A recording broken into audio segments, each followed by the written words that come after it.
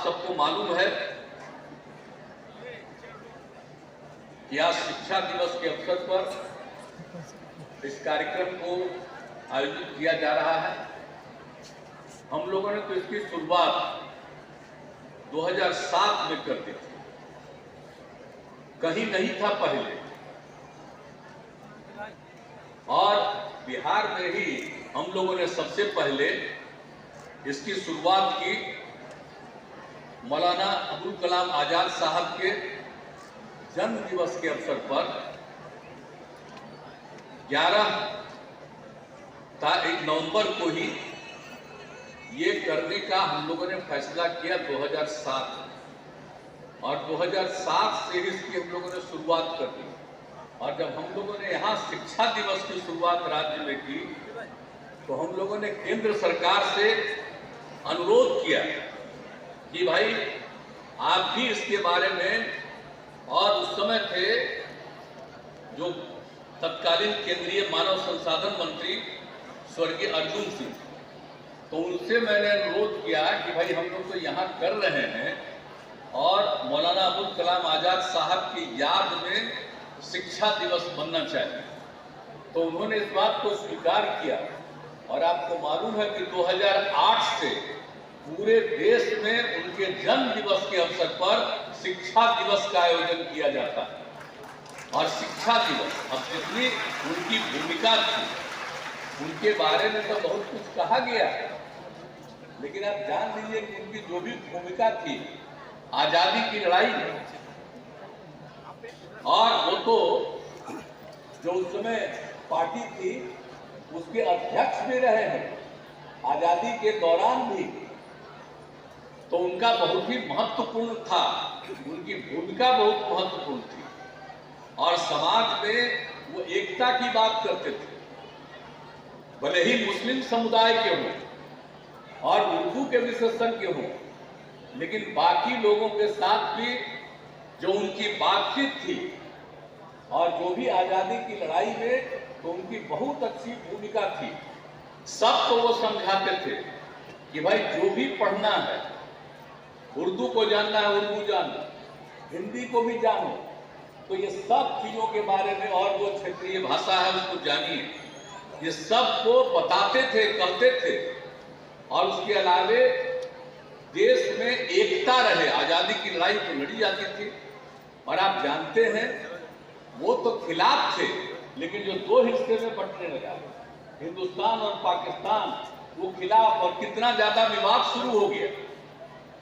बापू कितना रोकने की कोशिश कर रहे थे, सब कुछ कर रहे थे, लेकिन जो कुछ भी माहौल पैदा हो रहा था, अब आपको तो मालूम ही है कि जिस तरह से उन्होंने रक्षा करना शुरू किया था कि भाई मुस्लिम हिंदू का झगड़ा नहीं हो, और उसके बाद तो उनकी हत्या ही कर दी गई थी। लेकिन आप जानते ही हैं कि ये मौलाना अबुल कलाम आजाद साहब ने तमाम माइनॉरिटी कम्युनिटी के लोगों को कहा था कि देखो ये देश अपना है, पाकिस्तान जाने की जरूरत नहीं है, इधर उधर मत जाओ, यही रहो। और लोगों ने माना था, और बहुत जल्दी मामला समाप्त हो गया था। और उसके बाद जब सरकार बनी तो उनको शिक्षा का काम दिया गया, और शिक्षा के लिए कितना विकसित किया उन्होंने, क्या क्या इंस्टीट्यूट बनवाया उन्होंने, IIT से लेकर के कौन कौन सा नए नए संस्थानों की स्थापना कराई शिक्षा के क्षेत्र में। आप जानते हैं इस देश में जो शिक्षा का काम हुआ है, ये सब उसकी शुरुआत उन्हीं के द्वारा की गई थी। तो आप समझ लीजिए देश को एकजुट करने में उनकी भूमिका, शिक्षा को आगे बढ़ाने की भूमिका, समाज में किसी भी तरह का कोई आपस में झंझट न हो, इसके लिए सब काम करते रहे।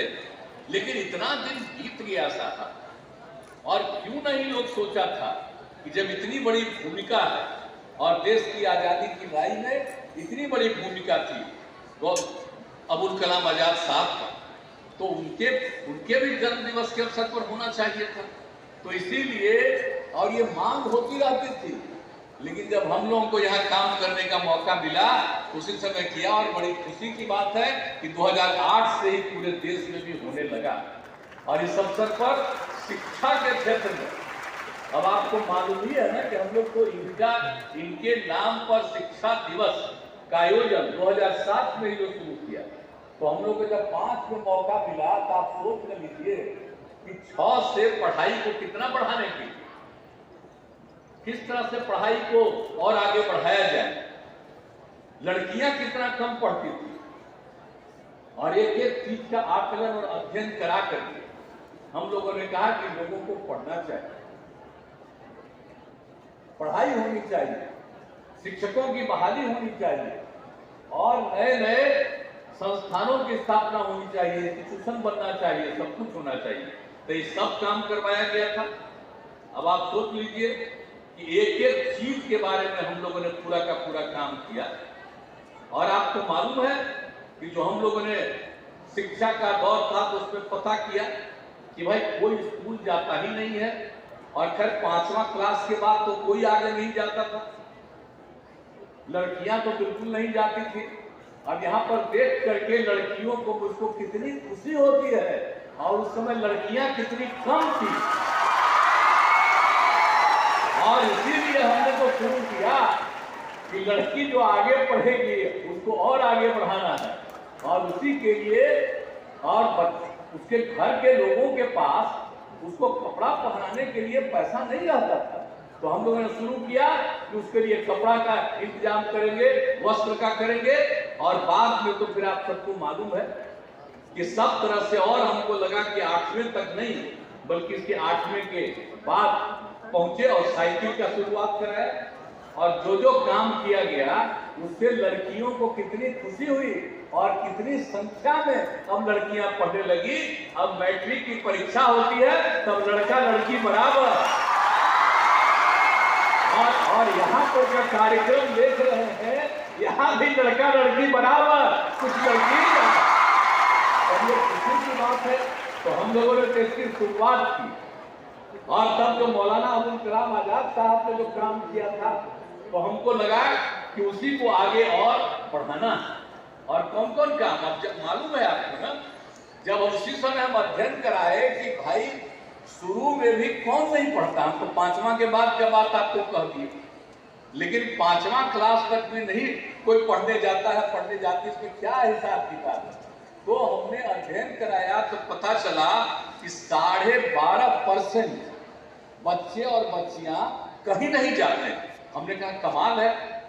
और फिर उसके बारे में हमने अध्ययन कराया कि कौन लोग हैं जो नहीं जाते हैं, तो एक तरफ पता चला कि चाहे वो आप समझ लीजिए मुस्लिम समुदाय के लोग हैं या महादलित हैं, वैसे ही लोग नहीं जा पा रहे हैं। तो हमने उनके लिए अलग इंतजाम करवाया, हर तरह से व्यवस्था करवा दिया और उसके बाद सब लोगों के पढ़ने का इंतजाम हम लोगों ने सब कुछ शुरू कराया।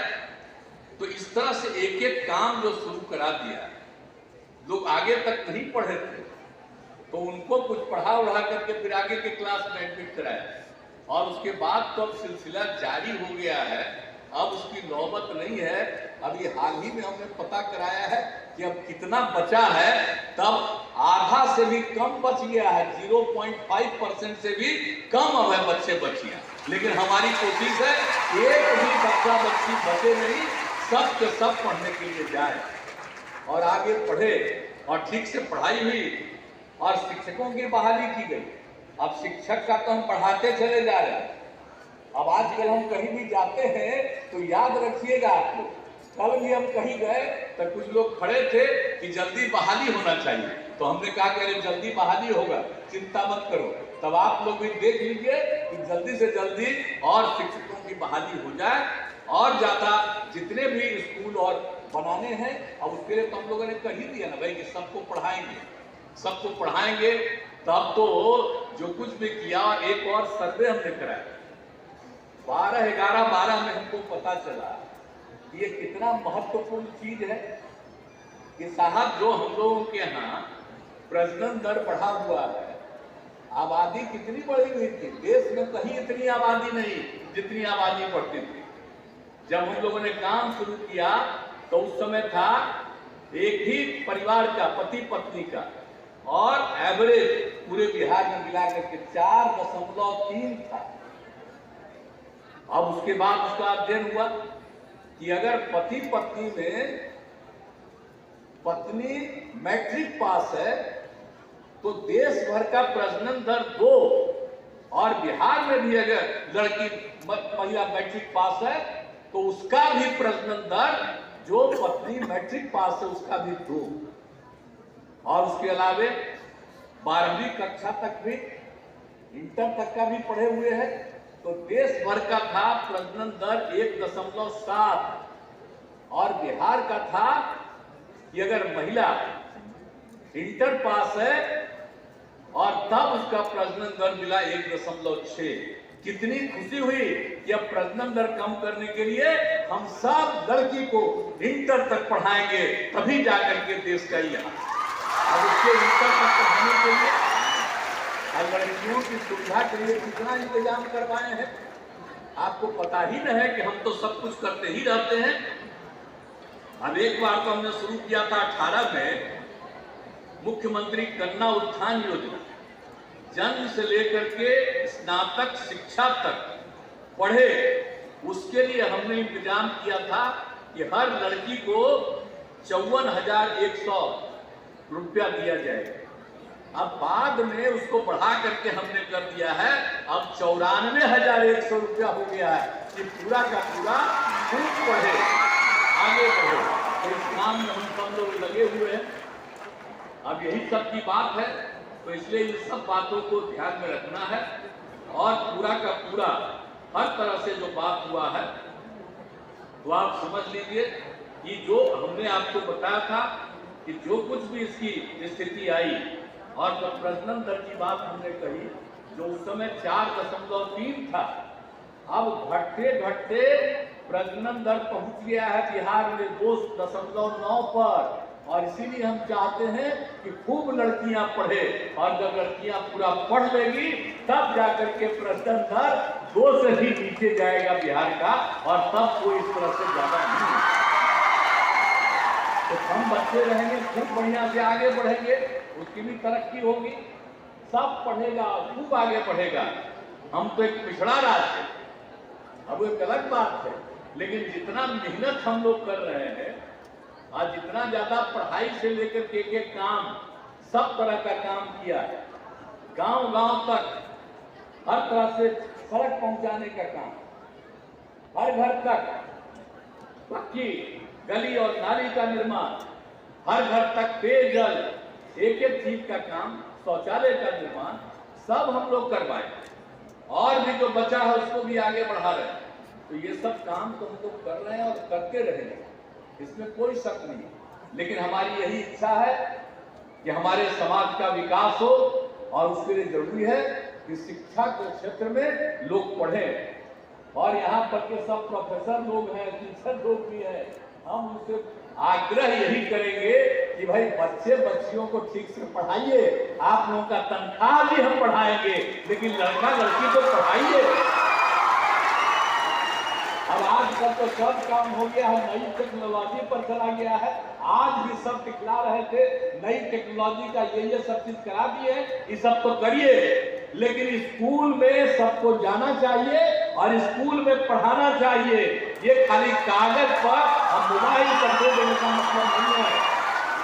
जब तक आमने सामने पढ़ेगा नहीं, हम लोग तो पढ़ने लगे हैं जी, और तभी तक नहीं यहाँ पर आए हैं। अब आप बताइए, अब खाली मोबाइले पर सब चीज जानेगा। यही 2 साल से जो हो गया था कोरोना, बहुत ज्यादा मोबाइल बढ़ गया, सब मोबाइल में देखने रहता। अरे मोबाइल देखो कोई मतलब नहीं, लेकिन आपस में बातचीत करना, पढ़ना लिखना यह भी जरूरी है। अभी हमारे जितने नेता लोग बैठे हुए हैं सब मोबाइले में रखते। हम पहले जब हम एमपी थे और केंद्र में मंत्री थे तब मोबाइल का इस्तेमाल करते थे, और जब हम देखे कि लोग अब उसी में फंस गया है, हम तो मोबाइल छोड़ दिए। हम के भाई जब तक लोग खाली इसी पर खाली काम करिएगा, फिर इसके अलावे भी और चीज होना चाहिए। जो बढ़ा है नई टेक्नोलॉजी उसको पर भी ध्यान दीजिए, उसको भी सीखिए, जानिए, लेकिन मौलिक चीज को भी जानना जरूरी है। एक एक चीज को समझना बहुत जरूरी है। तो ये सब चीज तो करना ही चाहिए। तो इसके लिए हम सबसे आग्रह करेंगे, शिक्षक से, शिक्षिकाओं से, सबसे कहेंगे, लड़के लड़कियों को खूब प्रेम से पढ़ाइए, और जब पढ़ाइएगा बहुत अच्छा होगा, और नहीं पढ़ाइएगा तो मतलब कुछ होगी। और हमने तो कह दिया है मंत्री जी को, इनको भी हमने कह दिया, कितना देख लीजिए, जो अगर नहीं स्कूल में पढ़ाते हैं निकलवा दीजिए उनको, बोलिए नहीं। जब अगर पढ़ा देंगे तो उनको और ज्यादा दीजिए पैसा, ताकि खूब बढ़िया से पढ़ाए। ये बहुत जरूरी है। एक एक चीज को देखिए, अरे पढ़ाइएगा तभी ना। अब पहले कितनी बहाली, अब हम लोग कितने लोगों को शिक्षक और बहाल कर रहे हैं, और आगे करेंगे। अब कितना कॉलेज, कितना यूनिवर्सिटी पढ़ाए, हर तरह का काम हम लोग कर रहे हैं। तो इसीलिए कर रहे हैं। और आपको पता है ना कि जो भी हम लोगों का बजट होता है सरकार का, उसका सबसे बड़ा खर्चा शिक्षा के क्षेत्र में जाता है। ये मालूम है ना? कहिए, 100% बोलो, 25%। हाँ, तो हम तो चाहते हैं 25% तक करना, लेकिन ये कर 21 तक हो गया, हम तो 25% तक कर देंगे, ताकि शिक्षा खूब हो। और स्वास्थ्य के लिए भी हम लोग करते हैं। तो ये सब चीज तो जरूरी है नहीं। और बुनियादी चीजों के बारे में जितना हो, तो जितनी भी बात है, और आपस में झगड़ा नहीं करना चाहिए। किसी भी धर्म के लोग आपस में होना चाहिए। अब आप देखते हैं, पहले कहता था लड़की का अलग पढ़ाई और लड़का का अलग पढ़ाई। हम तो इंजीनियरिंग कॉलेज में थे, लड़की पढ़ती ही नहीं थी, ये लड़की नहीं पढ़ती। आज जब हम लोगों से रिलेटेड कोई परिवार की आ जाती थी, तो सब खड़ा होकर देखने लगता था। इतना कम कोई होता नहीं था। उसी समय हम लोगों ने कहा कि ना लड़की को पढ़ना चाहिए। अब इंजीनियरिंग कॉलेज में भी लड़की अब पढ़ रही है। और हमने तो कर दिया कि मिनिमम 1/3 लड़की का होना चाहिए, मिनिमम 1/3। तो सब तरह से कर रहे हैं, इंजीनियरिंग, मेडिकल, सब चीजों में हम लोग करवा रहे हैं, ताकि ज्यादा से ज्यादा पढ़े। और जब सब पढ़ेंगी तो कितना अच्छा होगा। और लड़की और लड़का दोनों पढ़े रहेंगे, और लड़की पढ़ी रहेगी, तेरे बाल बच्चा तो सबसे ज्यादा आप जानते ही है, जो जन्म होता है बच्चा, तो जो बच्ची, और उसका भरोसा किस पर रहता है? सबसे ज्यादा माँ पर रहता है भरोसा। इसलिए वो अगर पढ़ी रहेगी, खूब ज्ञानी रहेगी, तो बच्चे और बच्चियों को कितना ज्यादा सीखेगी, वो सब कितना बढ़िया से सीख लेगा। तो इसलिए बहुत जरूरी है। इसलिए शिक्षा का विकास जो हम लोग करना चाहते हैं, और जितना भी काम किया है, और एक एक चीज के बारे में अब जरा जान लीजिए। अब ये जो हम लोगों ने मौलाना अबुल कलाम आजाद साहब का किया, अब इसके पहले मालूम है ना, बापू का जब बनाए थे हम लोग, 100 साल पहले आए थे यहाँ 1917 में, और उसी समय से हम लोगों ने 2017 में जो यहाँ बनाया था, और उसी समय जो तय किया था कि बच्चे और बच्चियों को बापू की पाती हम लोग पढ़वाएंगे। इधर देख लीजिए, ये बापू की पाती है, ये तीसरे से लेकर के 8वें तक के बच्चे बच्चियों को दिखाया जाता है, दिया गया है, ताकि बापू के बारे में एक एक चीज को जानिए और सब चीज को समझिए कि क्या खासियत है। ये सब हम लोग उनके बारे में दिए हुए। और उसी तरह से एक था मोहन, ये 9वें से लेकर के 12वें तक के हम देते आए हैं किताब, भूलिएगा मत। अब याद तो याद रखने को पढ़िएगा जरूर, तब न जानिएगा बापू का। और सब लोगों को हम लोगों ने करा दिया। और उसी तरह से जब हम लोगों ने इनका शुरू किया, तो हम लोगों ने क्या कहा था 18 में ही हमने कहा कि उनके नाम पर भी होना चाहिए। जैसे हम बापू के नाम पर करते हैं, वैसे मौलाना आजाद के बारे में भी सबको जानना चाहिए। पढ़ेगा और एक एक व्यक्ति को ज्ञान होगा, सब कुछ को जानेगा। तो ये लोग 19 से ही इसकी भी शुरुआत हो गई। देख लीजिए मौलाना आजाद की कहानी। अब ये भी अब आप ध्यान रखिएगा। और हमने कहा कि सुबह में जब बच्चे आते हैं, जब पहला बार होता है पाठ, तो उसी समय बताना और इनके बारे में भी बता देना। वहाँ एक एक चीज की बात की जरूरत है। सब कुछ को जानेगा तभी जानेगा। और कभी कभी देश में लोग झगड़ा पैदा करना चाहते हैं, कोई झगड़ा पैदा नहीं होगा अगर बापू के बारे में जानेगा और मौलाना अबुल कलाम आजाद साहब के बारे में जानेगा। कभी झगड़ा उगड़ा नहीं करेगा, आपस में प्रेम और भाईचारे का माहौल रहेगा। इसलिए हम सब चीज को चाहते हैं। तो आप लोग इस सब चीज को पढ़िएगा ना भाई, पूरा बुलंद रहिएगा ना। बहुत बहुत धन्यवाद। इस काम को करिए। और हमको जो कुछ भी करना है, एक एक चीज को आपको मालूम है ना भाई, कि आखिरकार जब हम कहे थे तो उसमें स्वर्गीय अर्जुन सिंह जी ने हमारी बात मान ली थी। जब इनका भी हो गया, उस समय मंत्री वही थे, मान लिए थे। और इनका भी 2008 में हुआ। और उनके बारे में एक बात बता देना आपको और जरूरी, कि साहब हमने कहा था कि बिहार में भी IIT बनना चाहिए।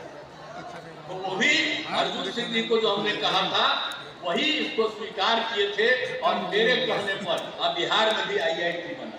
अब 500 एकड़ जमीन दी, सोच लीजिए। IIT NIT तो बनवाइए किए थे। हम इंजीनियरिंग कॉलेज में पढ़ते थे, तो बहुत पुराना इंजीनियरिंग कॉलेज था।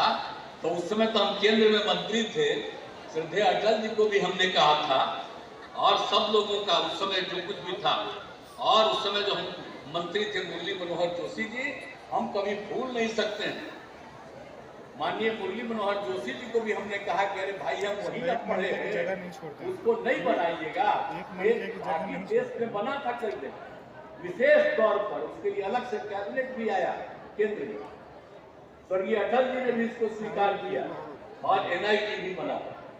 तो हम लोग तो सब चीज कराते ही रहते हैं। अब IIT वाला किसी को मालूम है कि कैसे बनवाए थे, भूलते जा रहा है, सब चीज भूलते जा रहा है। अब आप लोग नई टेक्नोलॉजी ला रहे हैं ना, तो नई टेक्नोलॉजिया में पुराना जितना काम किया गया है उसको भी उसमें डलवा दीजिए, ताकि बच्चे और बच्चियों को मालूम हो कि कब क्या बना, कौन सा स्कूल बना, कौन सा कॉलेज बना, कौन सा इंस्टीट्यूशन बना। ये सब चीज को लोग जानेंगे तो बहुत अच्छा रहेगा। और पुराना जो बापू के बारे में, मौलाना आजाद साहब के बारे में जितनी बातें कही, उन सब चीजों को उसके माध्यम से, इनको तो पढ़वाना भी है, लेकिन उसको भी नई टेक्नोलॉजी में डलवा दीजिए। नहीं तो आजकल दिल्ली में जो लोग हैं, वो नई टेक्नोलॉजी पर अपना ही बात खाली रखवाना चाहते हैं। आजादी की लड़ाई से कोई लेना देना नहीं रहा, तो आजादी की पुरानी चीजों को भूल जाएंगे क्या लोग। तो इसलिए अपने यहाँ बिहार में भी आजादी के बारे में सब चीजवा भी उसी पर डलवाते रहिए, एक एक चीज को मालूम रहेगा, ताकि कोई भूलेगा नहीं। नहीं तो लोग जिनको आजादी की लड़ाई से कोई लेना देना नहीं। अब बापू की हत्या किसने किया, भूलिए उलिएगा मत। तब इस सब चीज के बाद भी सब लोग कुछ से इधर नहीं कर सके, और समाज में आपस में झगड़ा न लगाए। हिंदू मुस्लिम सबकी एकता, समाज के हर तबके की एकता होनी चाहिए। कोई किसी भी जात का हो, सबको एक दूसरे के साथ मिल करके चलना चाहिए। आपस में प्रेम और भाईचारे का भाव होना चाहिए, यही हम चाहते हैं। और इसी के लिए नई पीढ़ी के लोगों को हर चीज को समझना चाहिए। और सब अधिकारी लोगों को और नेता लोगों को तो यही कहेंगे, इसी के लिए पूरा लगे रहिए, और ताकि इन सब चीजों में कोई कमी नहीं आएगा, हम यही कहना चाहते हैं। और आज के अवसर पर आप सभी लोग उपस्थित हैं, बहुत खुशी की बात है। और इन सब चीजों का ध्यान दीजिएगा, आपस में प्रेम और भाईचारे का भाव रखिएगा, यही आग्रह है। और इन शब्दों के साथ मैं पुनः मौलाना अबुल कलाम आजाद के प्रति नमन करता हूं और अपनी बात को समाप्त करता हूं। बहुत बहुत धन्यवाद।